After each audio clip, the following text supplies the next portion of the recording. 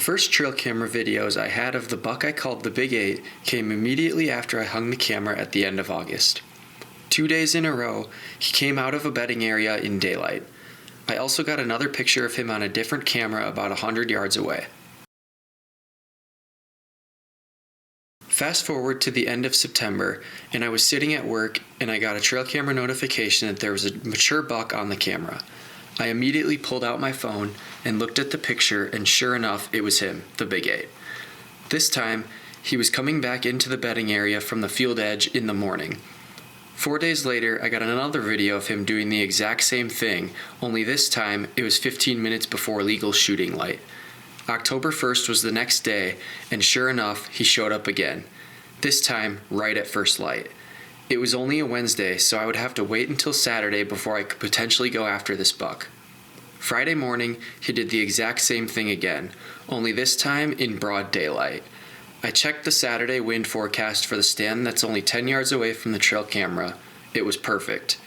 I knew that if he did the same thing tomorrow morning, he'd be in trouble. So my plan is to bring the spotlight out there. I'm going to show up to the spot. I'm going to scan the field quick with the light. If he's not out there, I'm going to book it across to that stand. I have my bike ready to go in the car. So I'm going to have all my gear strapped on my back, and I'm just going to hop on that bike, and I'm going to bike in there as fast as I can.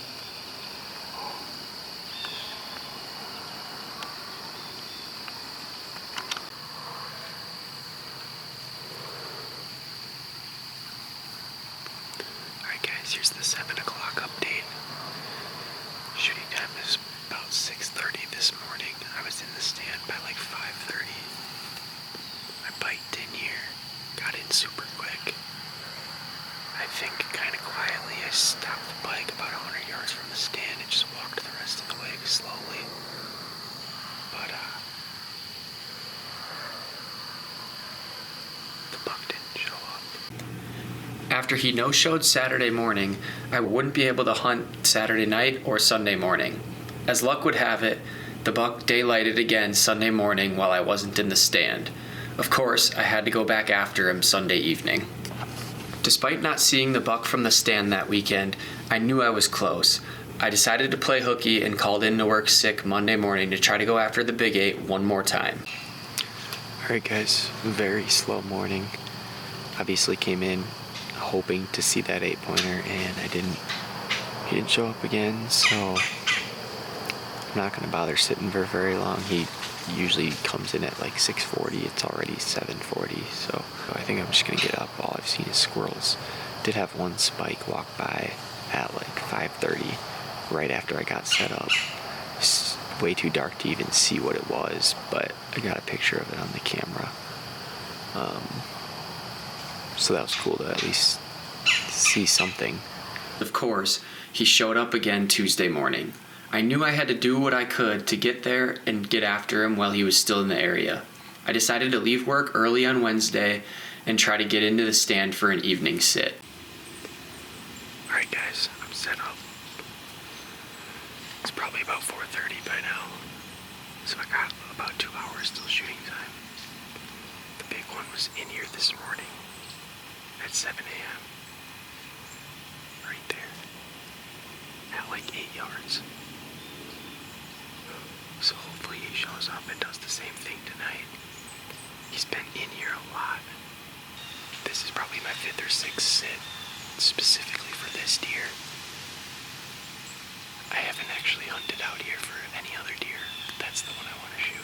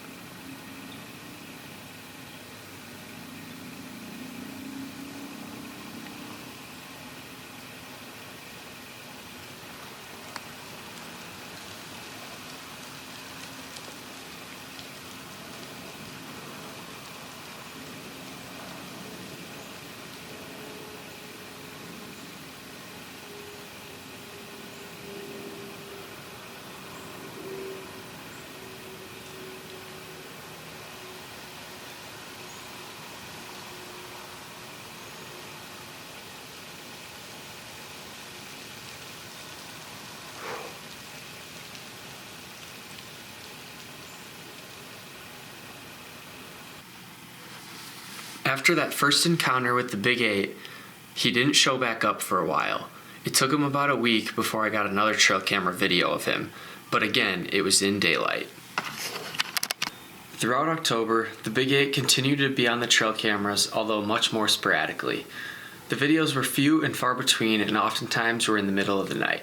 By November, he had completely vanished like a lot of bucks often do that time of year.